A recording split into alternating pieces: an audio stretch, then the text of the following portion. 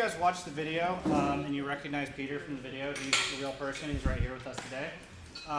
Peter is a super experienced sales leader. I've known him for, 20 years?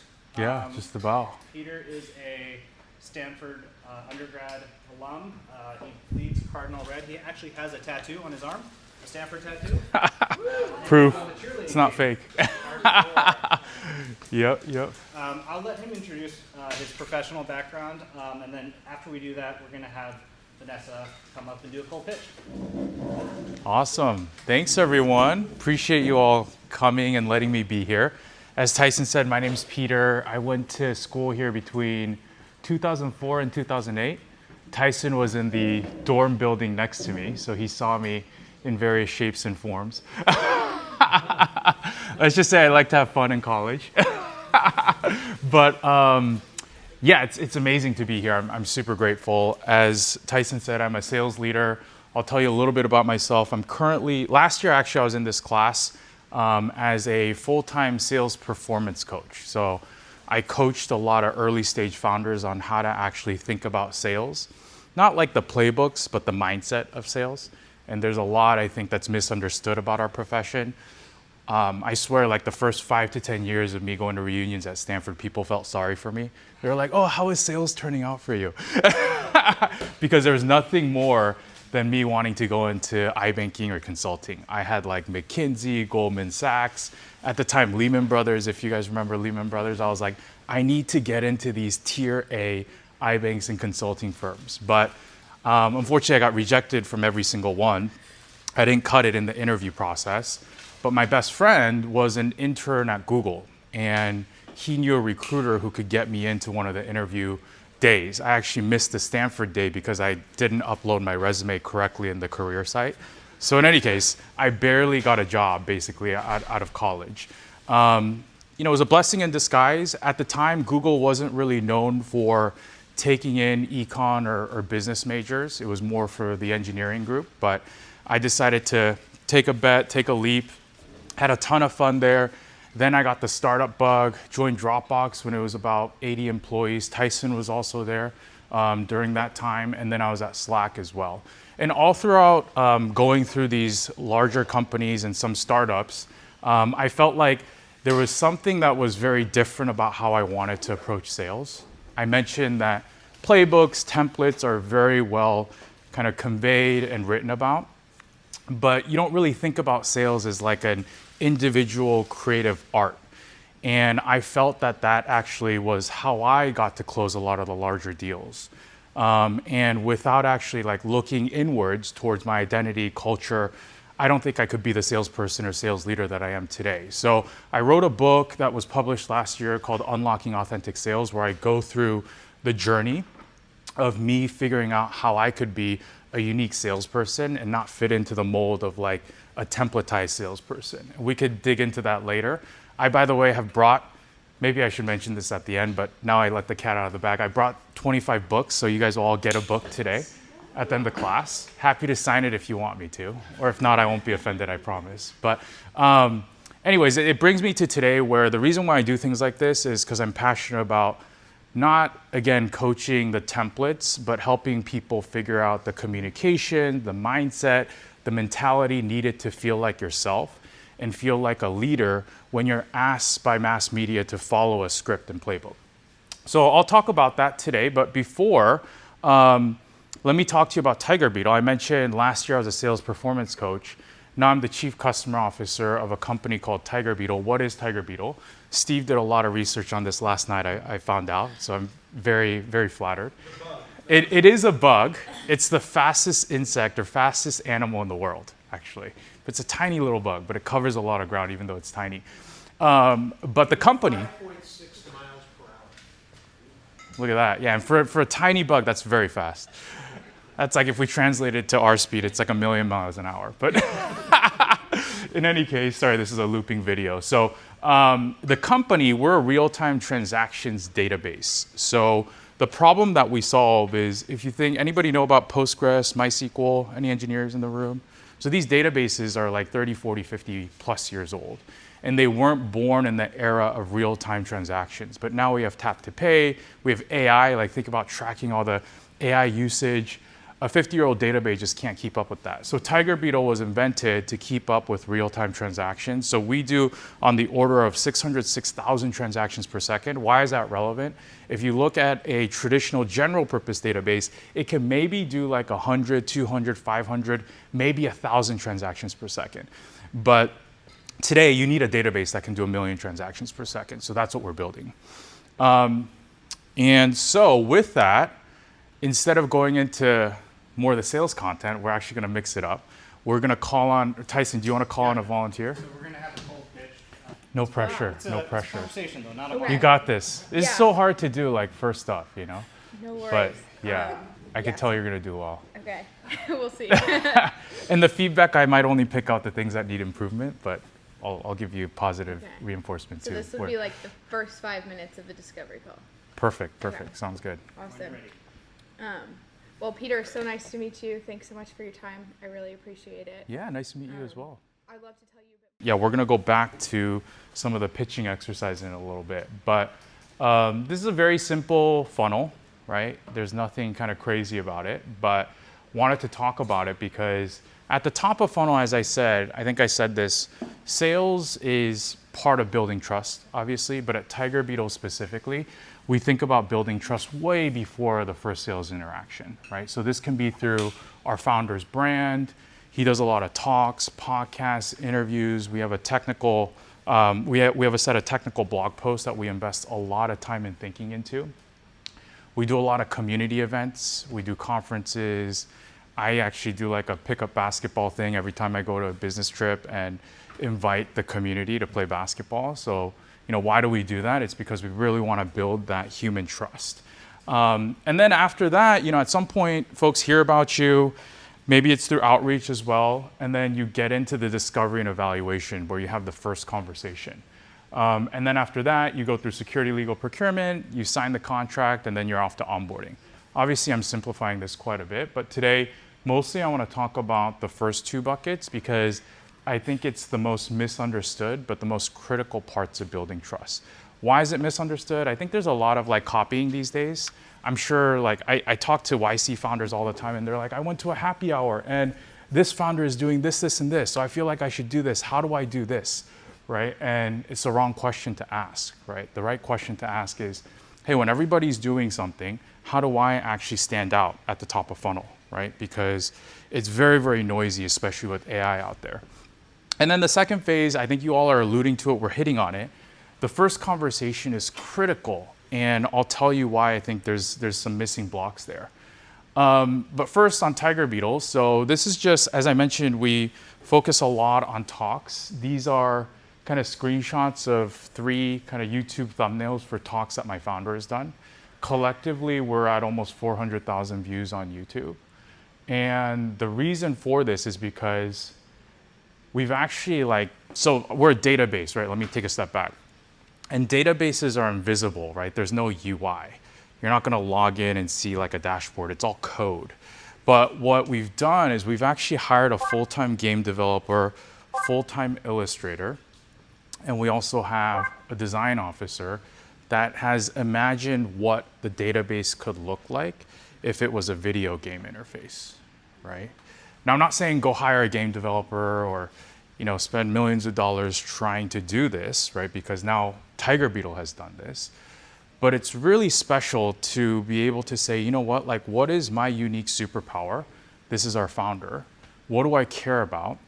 Cares a lot about music, visualization, and the art of coding, actually. There's a whole story behind that with the database. And what could it look like if we make it actually approachable to the universe, right?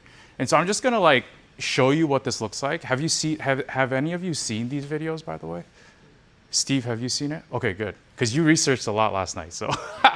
Only on the inside. Only, I love that. The most important part, okay. So this is one of the talks that my founder did where we actually race Postgres. TigerBeetle races Postgres. It's a general purpose database around a racetrack. So I'll play it, it's like a minute long. So I'll just stay quiet for a little bit.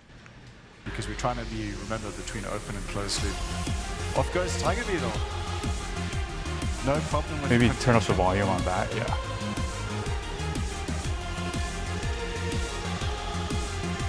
So the blue is TigerBeetle, Postgres. and red is Postgres.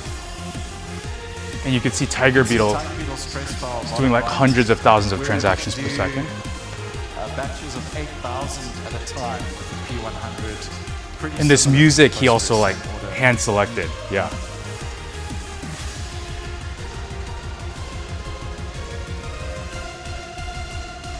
I love the dramatic music. So yeah, this is an example of one of the videos that we did, right? And so this is we invested $1 million in a Postgres cluster, $1 million per year. And then we were like, hey, even if you invest $1 million per year, this is the rest of the talk, it can't do more than, what was it, like 120, 165 transactions per second. Imagine that, right? And then we're like, hey, you could take a single TigerBeetle cluster and it'll do 2,500 times faster than that, right? And so obviously engineers love this, but also like our kids love this too, actually. My son, he's 7 years old, and hearing a 7-year-old say Postgres is like the cutest thing ever. So that's one example. Here's another example of how we're telling the story. So recently we did a trillion transaction scale test. So we showed that you can actually scale TigerBeetle to 1 trillion transactions. Now this test takes 21 days with TigerBeetle. With the general purpose database, the reason why people don't do this is it would take like 1,200 days to run this test. So here's a visualization of that. We're further than any TigerBeetle has gone before. 100 billion transactions. This is only possible with diagonal scaling, moving cold data to object storage to bound recovery for unbounded scale. The only problem is we're 5 days in and we started 20 days ago. So you can see Even this at is the 400,000 summit per second, to we'd need trillion another transactions. 23 days. We only have 15. But so far, we're running only one client against the cluster. What happens if we run 8 clients? With more concurrency, we've doubled performance to 800,000 transactions per second. With 15 days to go, we just might make it. Normally, if your workload has contention, then adding clients coordination kills performance. But TigerBeetle's concurrency control was designed for contention with massive group commit compared to general purpose database. So I'll stop that there, but I mean, this gives me goosebumps actually watching it, because every time I get on a call, people mention one of the videos they've seen of TigerBeetle, right? And a lot of engineers who aren't even in the database world like opine on this. They're like, hey, have you seen the TigerBeetle visualization? And this is a quote from our founder during one of the talks, because he gets interviewed by a former Netflix backend engineer. And he said, hey, this is kind of the dream. How can we show this to our kids and let them see computers and distributed systems, see how it works and relate to it? And we just had so much fun making it. And recently when we did the trillion transaction scale test, a lot of people on Hacker News and Twitter were like, hey, what AI platform did you use for this? Like, how did you actually do this? And it was shocking to a lot of people to understand that this was actually all handcrafted, right? And through joy of the team and through Joran's vision, our founder, it was able to be visualized in kind of this stunning manner, right? So why am I bringing this up in a sales presentation? It's because I think it's really critical to think about not just your product, but like what is the unique energy you're bringing to the world, right? Like we're not doing sales to sell people or sign contracts or to get to 100 million in revenue. You might think that because a lot of the tech industry, a lot of VCs are like, how fast are you going? How many logos do you have? I recently saw a rep say, hey, I hit $1 million last quarter for the first time in my career. Like these are not the things we should be talking about, in my opinion. Sales is about actually helping people, finding a solution, and what unique energy you're bringing into the world. And when others are zagging, how are you zigging, right? I think it's really, really hard with LinkedIn, with social media, not to kind of like, to ignore this, but it's important. Like you're one of one, right, as a person.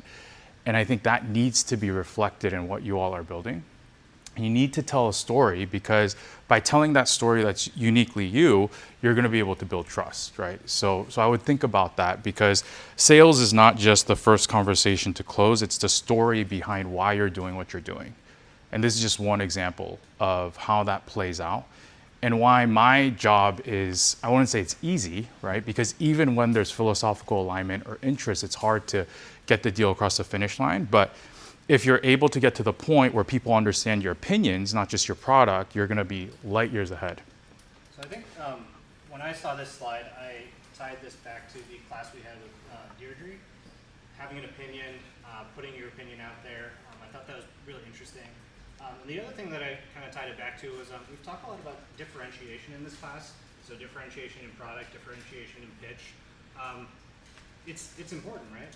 The world is a crowded place, and I don't know, what are other interesting like video game type things that other people have done to stand out? Oh, that's such a good question. I mean, how many of you are going to conferences, or like you think you're gonna like invest in a booth, right? So a lot of people are like, hey, Peter, what should I do at the booth? Should I print up like a one-pager? What kind of swag should I have? Should I bring socks? Or, you know, it's like, this has all been done before, right? So like, I think a really cool thing that people are thinking about now is, how do you not do the booth? What's the anti-booth? There was a conference I went to where a CIO came to our booth and was like, Peter, I can only talk to you for 30 seconds because I got to go to the penthouse suite of this hotel.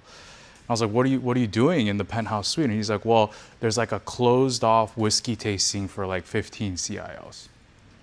And so I was like, okay, I see where you're going to be spending 3 hours of your time, right?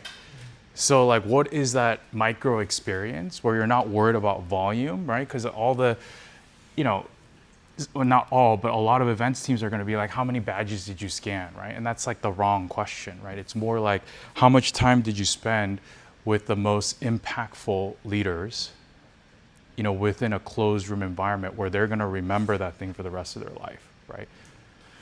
So that's another example. Yeah, there's a few others I'm sure that we could talk about, but just like I always think about, what experience are you unlocking that is interesting, not only professionally, but personally as well, right? Cool, any other thoughts, questions? Yeah, go ahead. I went to the American Diabetes, so I'm building in the type 1 diabetes space. Cool. I went to the American Diabetes Association conference last year. I'm also going in 2 weeks again. Nice. And something that I thought was interesting to your point about like the out of conference events was that at least I think that some of the stakeholders in the type 1 space have done a really good job of narrowing by like value set and like what's important to them. So for example, like the night before the conference, I'm going to like a screening of a short film that's like focused on like care coordination or something like that. Cool. And it's like nobody's there to actually watch the film. Yeah. Everyone's there to like network with other people who are like invested or interested in that topic. Or there's another thing that's like an all-day session, but this is kind of weirdly on the inverse, but like in order to go, you cannot be affiliated with industry. So interesting. You need to be a disruptor. Like you are not invited explicitly, even if you have like an entrepreneurial mindset, but if you are employed by like a big sensor company or a drug company, etc. And so there's also like creating spaces in the absence of something else. Yeah, in order to, I like, love that. Facilitate more specific conversation. Yeah, I love that. Yeah, pattern breaking experiences are great, you know, if you can inject yourself into that. I think there's more to be done there, and we're all so focused on like, what are the conference organizers telling us to do? But I think like I've seen the most success of founders who are like, you know, I'm just gonna like go against the grain and do something completely wacky that turns into something very memorable, right? Yeah. What do you think of as a sales leader who has to train sales, sales workers and account executives? They're probably measured on things like targets and revenue goals, etc. Yeah. How do you balance like the goals that account executives might have versus like your approach to authentic sales as a leader? That is such a good question. I might this is very polarizing, but the reason why I joined TigerBeetle is because my founder and we made a decision not to have quotas for as long as possible, actually. So the answer to your question is to not have those goals. Like revenue should never be the goal for a sales team that's really highly functioning, in my opinion. Like meetings booked, revenue, pipeline generation, these are all vanity metrics that only get at the surface of really skilled salespeople. A lot of people will disagree with me. A lot of people will say, hey, like if you have a salesperson that doesn't care about money, they're not gonna be a good person. But I've seen so many examples of the opposite. It's not about whether you care about money, especially if you're in a startup environment and you're like a challenger. You have to be obsessed with technology and building human relationships. And so the way I think about goaling my team is around those. How much of an expert are you in the tech history of what you're selling? And what are the proof points showing me as a leader that you're building true lasting relationships that go beyond TigerBeetle? Because if you do that, in my opinion, if they did that, their revenue would be way higher. But they're focused on kind of short-term like revenue goals, and it's hard to measure these things, right? Because it's very, very fuzzy. But just because it's hard, it doesn't mean you don't do it. How do you measure that? Like, what are, for example, metrics that you might impose now? So I wouldn't say they're metrics, but it's like I want to answer the question, if my founder were to pick out any call from any one of my salespeople, junior or senior, would he be embarrassed and cringe? Or would he be proud and would he say, hey, like this person did a better job than even I could as the founder? If you can answer that question with yes, and then you can also canvas all of your customers and ask what their sales experience was like. Was it great or bad or mediocre? These are like, I guess, metrics that I think are the most important thing. Because why do I say this, right? Again, it's very polarizing. People are gonna think like, this guy's crazy, right?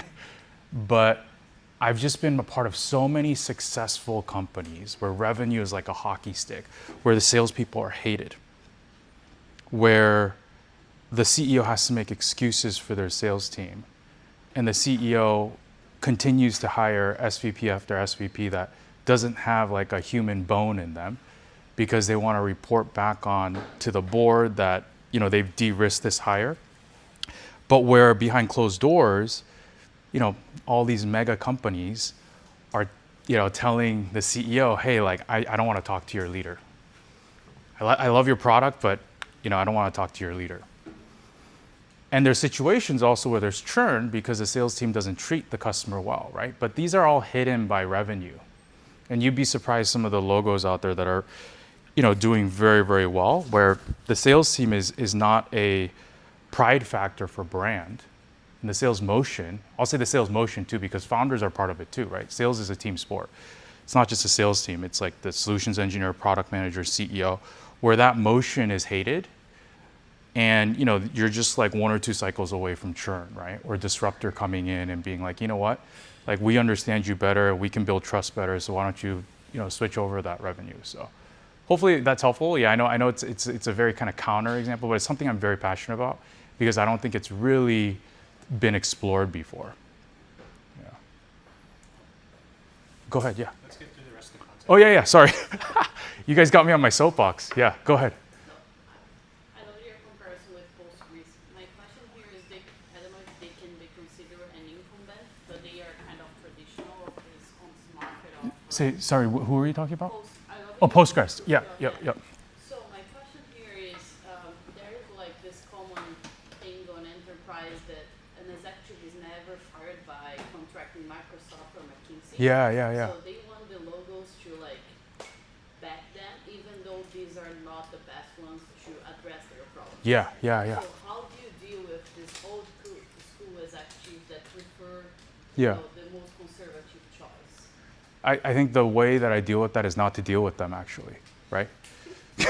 Sorry, I know that's kind of a joking, but it's true, right? Like if somebody's like, hey, like, I don't know if I could take a bet on your technology because you're not really proven, then I'd be like, well then like, why are we talking, right? Because you're already using a lot of the legacy technology and it's clearly not working.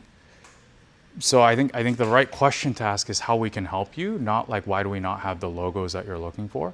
And by the way, are you asking that question because there's culture of not adopting new technology at, let's say it's, I don't know, what's a big company, Acme Corporation, that's a Fortune 100, right? because that's important for me to know, right?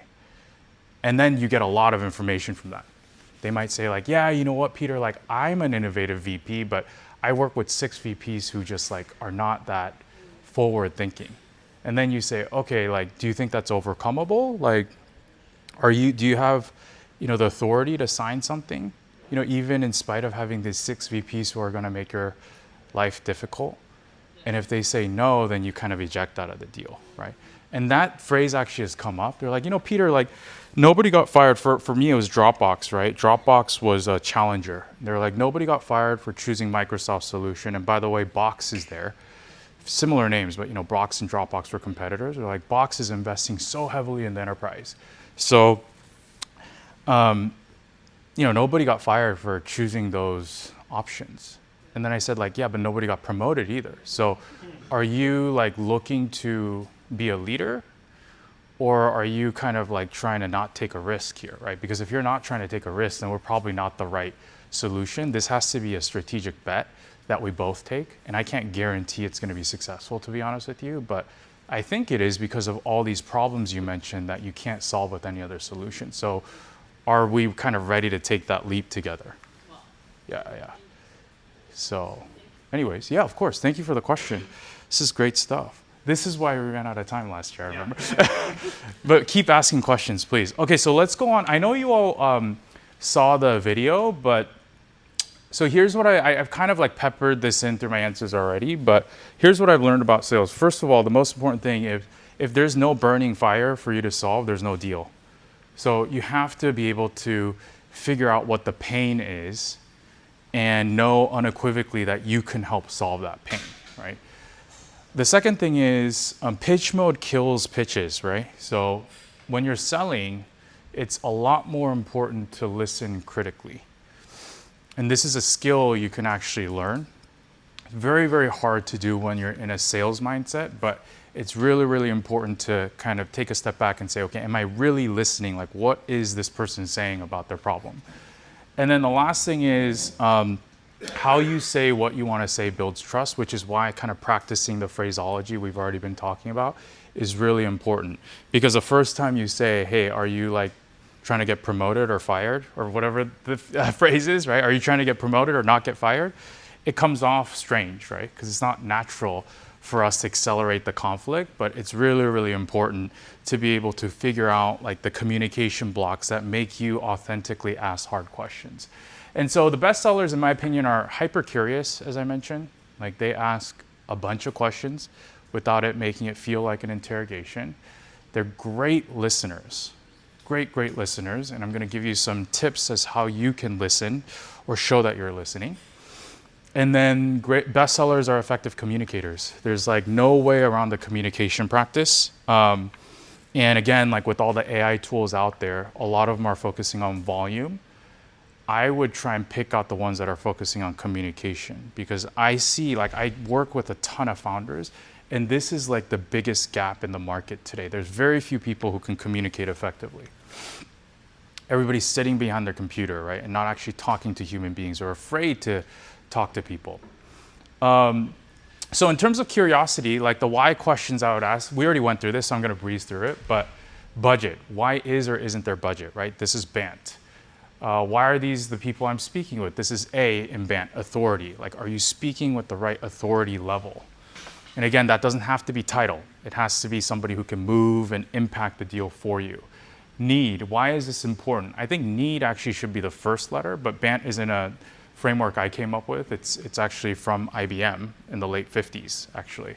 So ironic, I know I'm using an old school framework for new age sales, but I think it's the most simple framework that you can like think about. And then T is for timing. So is there a deadline? If not, why not? And if you can't answer that question, then it's, again, probably not a deal that you should be pursuing, because all strategic projects have some sort of timeline that people are trying to row towards. These are some example BANT questions. I know, again, these are things that were in the video, so thank you for watching it. The thing I want to really hammer home is without BANT, there is no deal. Right? If you don't have at least 3 out of 4 of the BANT acronyms, very, very hard to close a deal. Even if you have 4 out of 4, it's hard to close deals because it's so competitive out there. So really, really think about this, and this has to come through in like the first sales conversation, for you to really be resourceful with your time. This is actually a screenshot of a real call. So purple is the selling team. So you could see the selling team was speaking 63% of the time. And then the buying team was speaking 37% of the time. So a little bit kind of bloated towards the selling team.